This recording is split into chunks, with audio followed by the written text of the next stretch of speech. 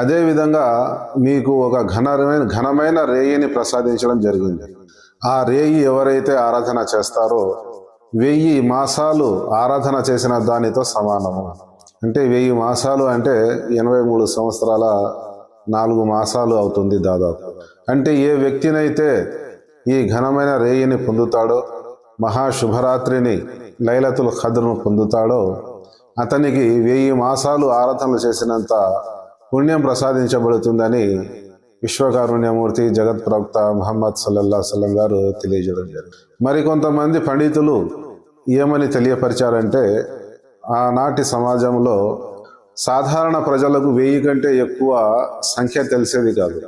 అందుకోసము ఆనాటి కాలానికి అనుగుణంగా ఇది పెద్ద సంఖ్య కాబట్టి 1000 మాసాలు అని ఉపమానంగా చెప్పడం జరిగింది. దానికంటే అధికంగా పుణ్యం లభిస్తుందని కొంతమంది పండితులు ఉల్లేఖించడం జరిగిందన్నమాట.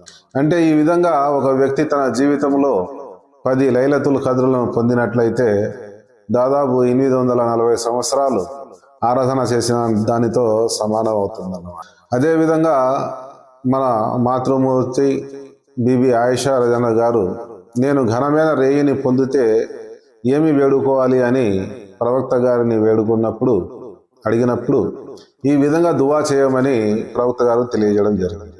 అల్లాహుమ్మా ఇన్నక అఫువన్ తుహిబ్బుల్ అఫ్వా ఫాఫు అన్నా యా కరీం అని దువా చేయండి అని చెప్పడం జరిగిందన్నమాట.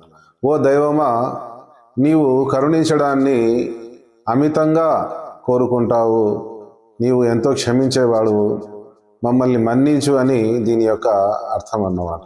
అందుకోసము రంజాను మాసంలో అత్యధికంగా ఈ దువా చేస్తూ ఉండాలి. అల్లాహుమ్మా ఇన్నక అఫువన్ తుహిబ్బుల్ అఫ్వా ఫాఫు అన్నా యా కరీం అనేసి.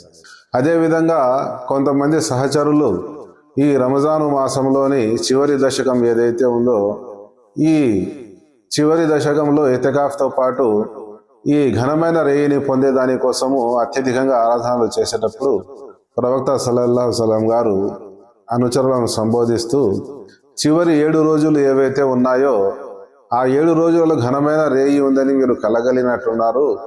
ఆ విధంగా కాకుండా చివరి దశకంలోని బేసి రాత్రులు ఏవైతే ఉన్నాయో 21, 23, 25, 27, 29 ఈ బేసి సంఖ్యలు గల రాత్రులలో మీరు ఈ ఘనమైన రేయిని అన్వేషించండి అని విశ్వకారుణ్యమూర్తి జగత్ ప్రవక్త ముహమ్మద్ సల్లల్లాహు అలైహి వసల్లం గారు తెలియజేయడం.